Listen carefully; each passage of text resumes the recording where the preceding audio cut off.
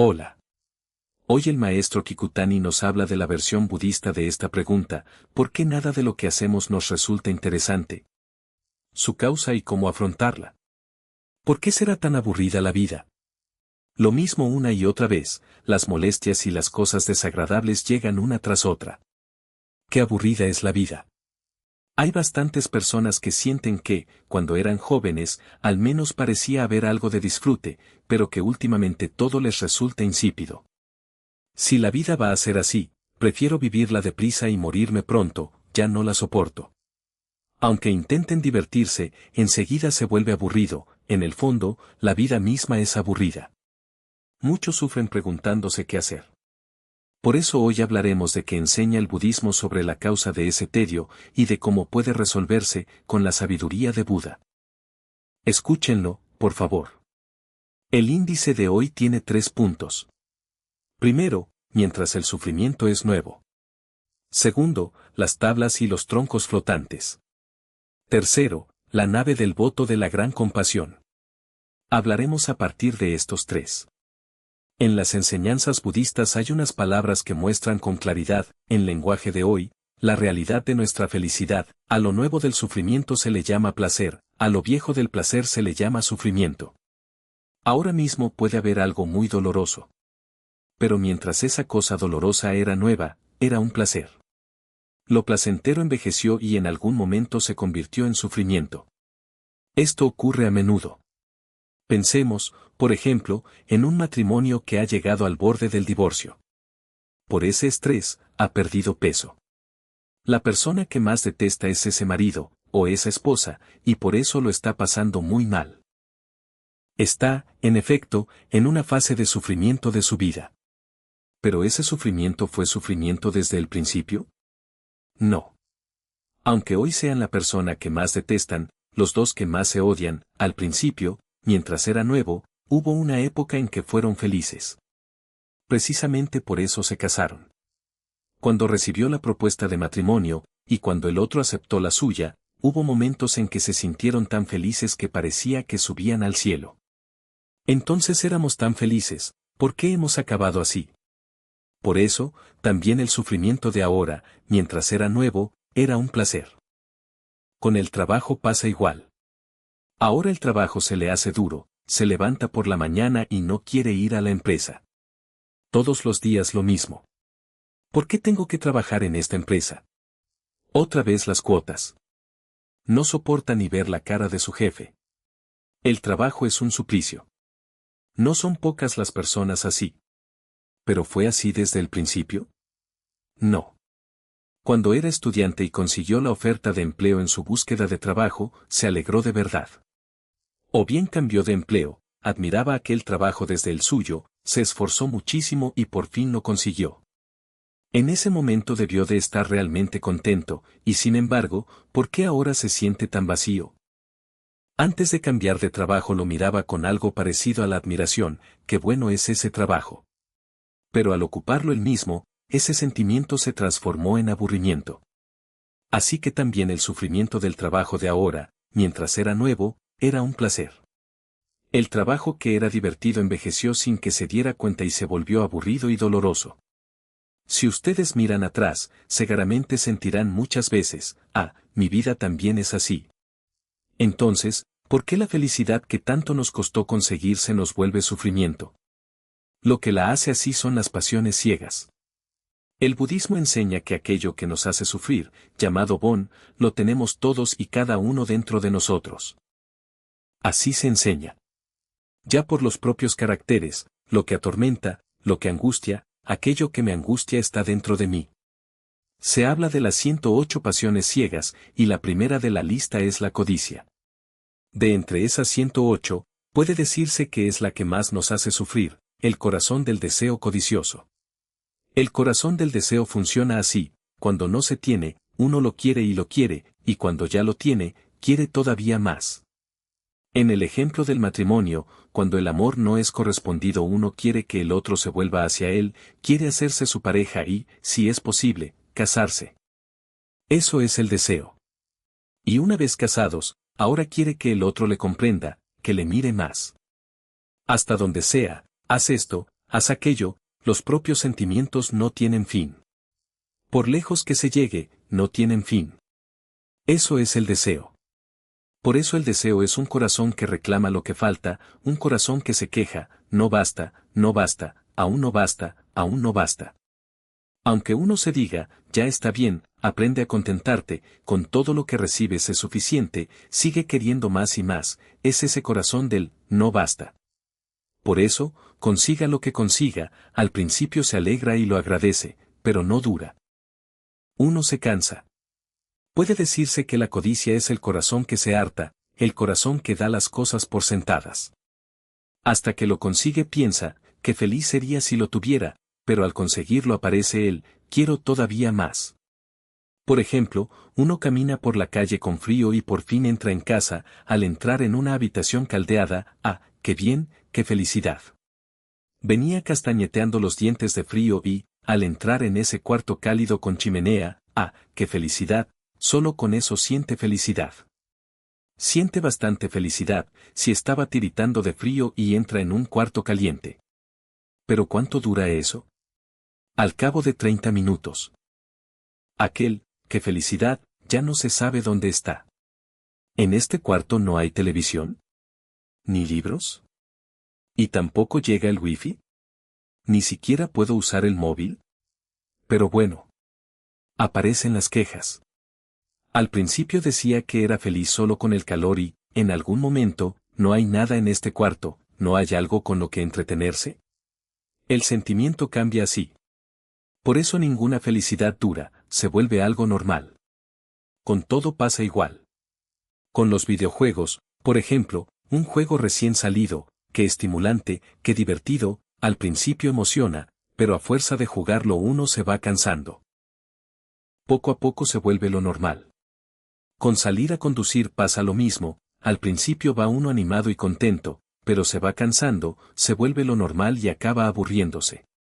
Sea lo que sea, como nuestro corazón tiene deseo, va pidiendo, algo más, no hay algo más, y mientras tanto deja de poder agradecer el estado en el que está. Con el matrimonio de antes ocurre igual. Al principio hubo momentos de felicidad tras casarse.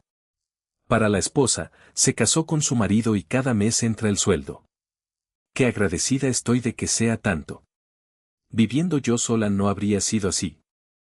Es gracias a mi marido, piensa al principio. Pero poco a poco se vuelve lo normal. Y con el tiempo, todavía no te ascienden, no te suben un poco el sueldo, la paga extra es solo esto. Poco a poco, sin darse cuenta, lo da por sentado y acaba incluso quejándose y reclamando. Con el marido pasa lo mismo. Vuelve a casa diciendo, ya estoy aquí, y en la habitación cálida le espera la comida hecha por su esposa. Qué agradecido estoy de que me prepare esto. Antes cenaba siempre en un puesto de comida rápida, y ahora ella piensa en una comida nutritiva y equilibrada, qué alegría. Al principio piensa, qué bien haberme casado. Pero poco a poco lo da por sentado, y entonces, la sopa de miso de hoy no está buena, pero ¿qué es esto de hoy? Si sale algo que no le gusta, brota la queja.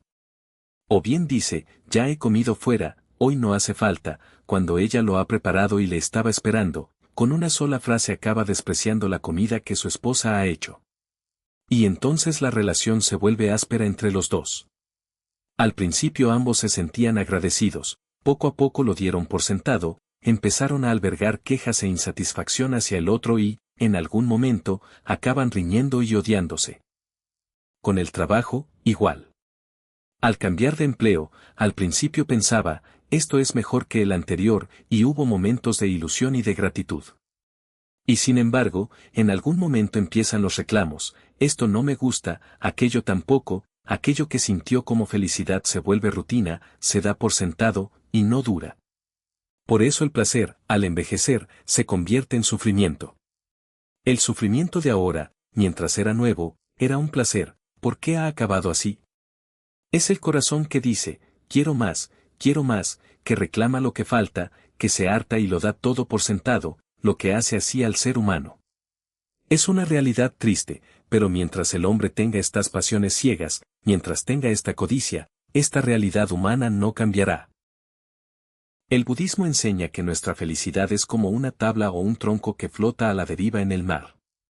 Esa pareja, esa felicidad de la que hablábamos, es uno de esos troncos. Como nuestra vida, donde las olas del sufrimiento llegan una tras otra, es dura, y como uno se siente solo e insatisfecho, quiere algo a lo que aferrarse. Al nadar, los brazos se cansan, y uno quiere algo en lo que apoyarse. Quiere una existencia que le sostenga. Y eso, el marido, la esposa, la familia, la pareja, es uno de esos troncos y tablas. Cuando se aferra a él, menos mal, ya estoy a salvo, y se tranquiliza. A ustedes les pasa igual, ¿no? Cuando van a la playa, un flotador es un apoyo enorme. Sin flotador uno se cansa enseguida de nadar, y tener algo a lo que agarrarse le hace suspirar de alivio. Pues eso, aquello en lo que confiamos, aquello que tomamos como fuerza nuestra, está ahí flotando. Y la pareja, por ejemplo, es uno de esos troncos. Uno piensa, quiero unirme a esa persona, y nada hacia allí. Pero también hay rivales, y esa otra persona va igualmente a por ese mismo tronco. ¿No se decía, rivalidad amorosa? Quiero casarme con esta persona, pero aquella también la pretende. En esos momentos uno se esfuerza como sea para que se vuelva hacia él. Y por fin, tras disputárselo a otros, agarra el tronco, en el caso de ella, es el momento en que consiguió casarse. Entonces se siente feliz, pero cuando ya es suyo resulta que se tambalea, y piensa, qué poco fiable es este tronco. Quizá aquel otro tronco era mejor.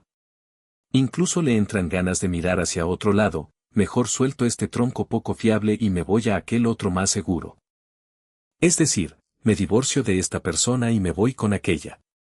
Así acaba cambiando de tronco. Le entra el sentimiento de que con este tronco poco fiable no basta. Con el trabajo, igual. Si consigo este trabajo seré feliz, pensó, compitió con los demás, todos rivales en la búsqueda de empleo, y por fin logró la oferta, ese es el momento en que agarró ese trabajo. Entonces está contento, pero al empezar a trabajar resulta que no todo es bueno, más bien abundan las cosas duras y aburridas.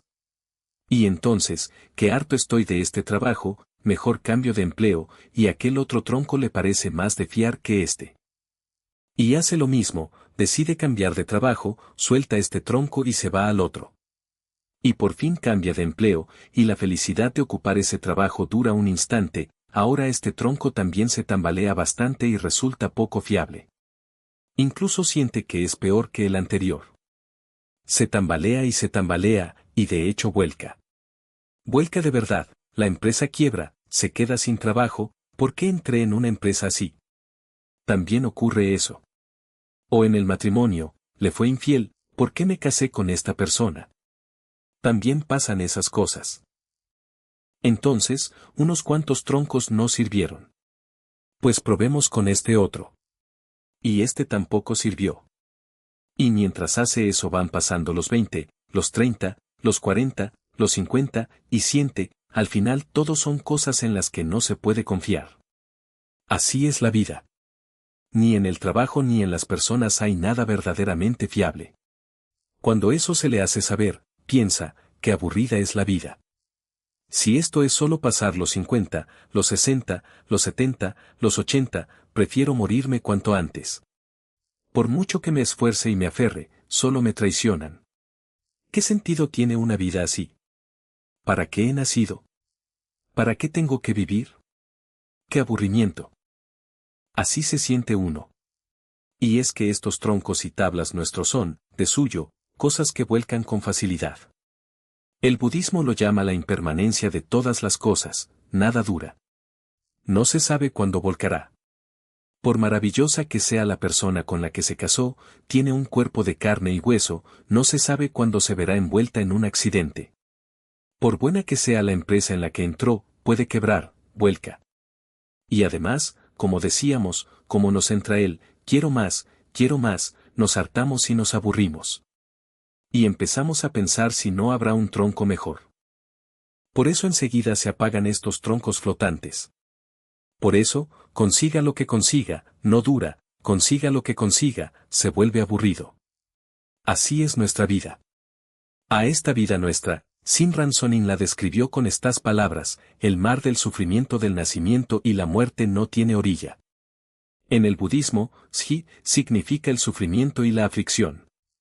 Como se dice, el mar del sufrimiento y la aflicción, es una manera de reforzar el sentido, igual que cuando decimos, súper increíble, donde, súper, increíble, significan lo mismo. Del mismo modo, el mar del sufrimiento del nacimiento y la muerte, significa un mar de sufrimiento sobre sufrimiento, una vida rebosante de sufrimiento, y, no tiene orilla, significa que no hay ningún lugar donde uno pueda por fin descansar. Aunque haya un lugar donde descansar por un momento, nunca dura.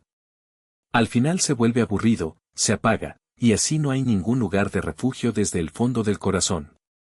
A esa vida nuestra la llamó, el mar del sufrimiento del nacimiento y la muerte no tiene orilla.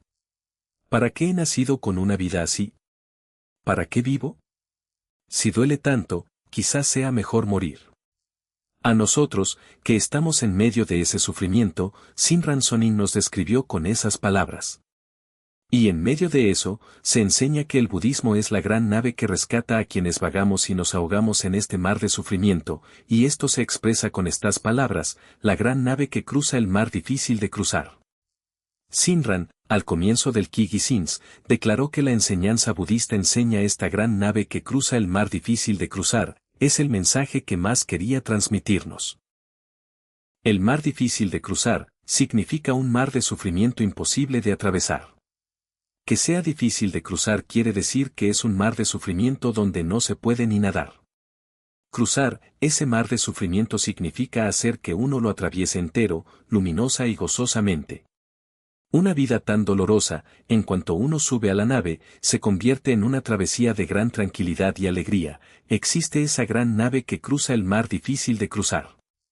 Que eso es lo que enseña el budismo, se lo enseñó a fondo a los japoneses, hace 800 años, Simran Sonin. El budismo es la enseñanza de Buda, Sakyamuni la enseñó en la India, se convirtió en sutras, se tradujo a la lengua china y llegó a Japón. Ante la pregunta de qué se enseña en el budismo, Simran declaró que en la enseñanza de Buda se enseña la gran nave que rescata a quienes, en este mar de sufrimiento, nos aferramos a troncos y tablas y una y otra vez somos traicionados. A eso lo llamó, la gran nave que cruza el mar difícil de cruzar. Y el propio Simran Sonin expresó así el estado de su corazón al subir a esa gran nave, habiendo subido a la nave del voto de la gran compasión y flotando en el vasto mar de la luz. La nave del voto de la gran compasión, llama gran compasión a esta nave. Es el deseo del Buda que, viéndonos ahogarnos y sufrir aquí, nos compadece y quiere salvarnos como sea. A esto se le llama el voto original de Amida Buda, la nave del voto de la gran compasión, la nave del voto original de Amida. Dice que existe el momento en que uno sube a esa nave de la gran compasión que quiere salvarnos incluso de este sufrimiento. Existe el momento en que nosotros, que nos ahogábamos, subimos a ella. Hasta entonces uno se ahogaba y sufría sin saber para qué vivía. Si es así, prefiero vivir deprisa y morir pronto, haga lo que haga es aburrido. Aunque por un momento sea divertido, enseguida se vuelve aburrido. Qué aburrida es la vida. Esa vida, al subir a la nave de la gran compasión, pasó a flotar en el vasto mar de la luz. KMY significa luz resplandeciente, la vida cambió de golpe a una vida luminosa y amplia. Cuando a uno le hacen subir a esta nave, cambia de golpe. A eso se le llama aquí el vasto mar de la luz, la vida aburrida y oscura cambia radicalmente a una vida luminosa y plena. Y subir a ella no es después de morir. No se trata de ir al paraíso después de morir y entonces ser feliz. Es en este mundo, mientras se está vivo, cuando se sube a la nave de la gran compasión. ¿Cuándo se sube? Ahora. Existe el momento, ahora, en que a uno le hacen subir a la nave de la gran compasión. Entonces flota en el vasto mar de la luz y su vida se vuelve luminosa y amplia. A esto, en palabras del budismo, se le llama Sinjin, la fe verdadera, y en palabras de hoy podría llamarse la felicidad absoluta. La vida se transforma radicalmente en una vida luminosa. Que el budismo es la enseñanza en la que se enseña esa gran nave, eso es lo que enseñó Simran Sonin. Y el maestro Kikutani dice que quiere dar a conocer aunque sea un poco esa enseñanza de Shinran, aunque quizá piensen, siempre que abre la boca habla de que existe esa nave, ¿es que no sabe hablar de otra cosa? Pero es lo que más quiere decir, es lo único que quiere decir. Nadie lo sabe. Todo el mundo cree que esos troncos son toda la vida. Nadie sabe que existe esa nave de rescate. Por querer que se sepa como sea, sigue hablando para transmitir aunque sea un poco la enseñanza de Shinran Sonin. Como es esa nave de rescate y qué ocurre cuando uno sube a ella, lleva 5 o 6 años hablando de esto en YouTube, siempre habla de ello, y dice que en adelante seguirá hablando de estos temas según las preguntas de ustedes, y que agradecerá que sigan escuchándole. Muchas gracias por ver el video de hoy.